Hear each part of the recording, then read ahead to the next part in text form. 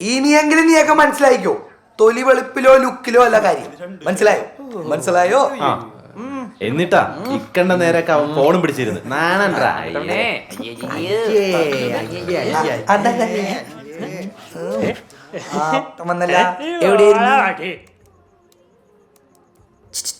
ബോറടിക്കണില്ലേ? എനിക്കാണെ ബോറടിച്ചിട്ട് വയ്യ. എങ്ങനെ ഇങ്ങനെ ഇരിക്കണേ? ഞാനേ അവന്മാരെ വിളിക്കാൻ പോവാ.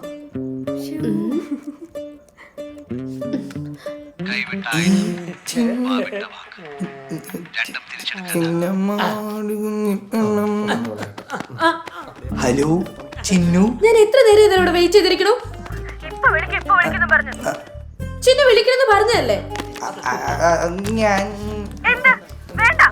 എന്നോട് മിണ്ടണ്ട. ഈ താടകന്മാരുടെ ഇടയിൽ കൊണ്ട് ഇട്ടിട്ട് ഇനി ഒരിക്കലും ഞാൻ വിളിക്കില്ല.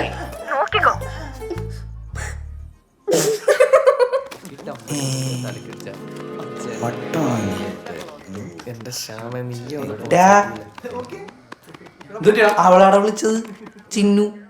ഇനി വിളിക്കൂലെന്ന് പറഞ്ഞു.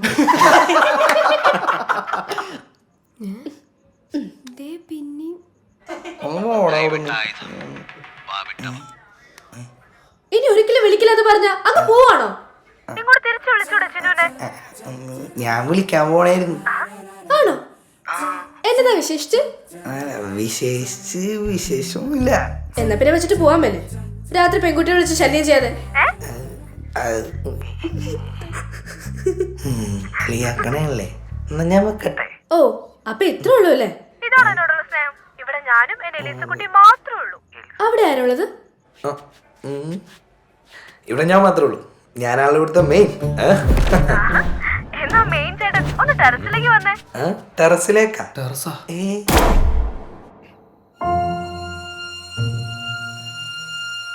ഒറ്റ നോട്ടത് പറഞ്ഞ അവളുടെ ക്ലാസ്സിലേക്ക് വന്ന പുതിയ പയ്യന്മാരെ പോലെയായിരുന്നു ഞങ്ങളവൾക്ക്.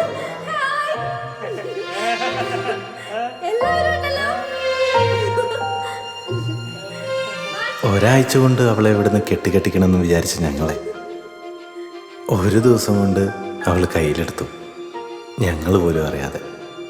സത്യം പറഞ്ഞാൽ ഇങ്ങനൊരു ജന്തുവിനെ ഞങ്ങൾ ആദ്യമായിട്ടാണ് കാണുന്നത്.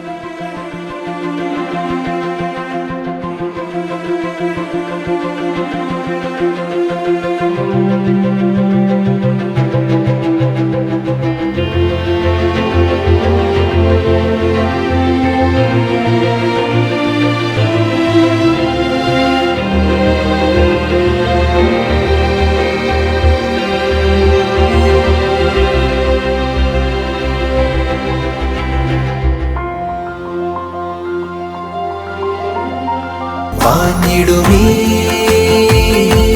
തേൻപുഴയാ നീ അകലെ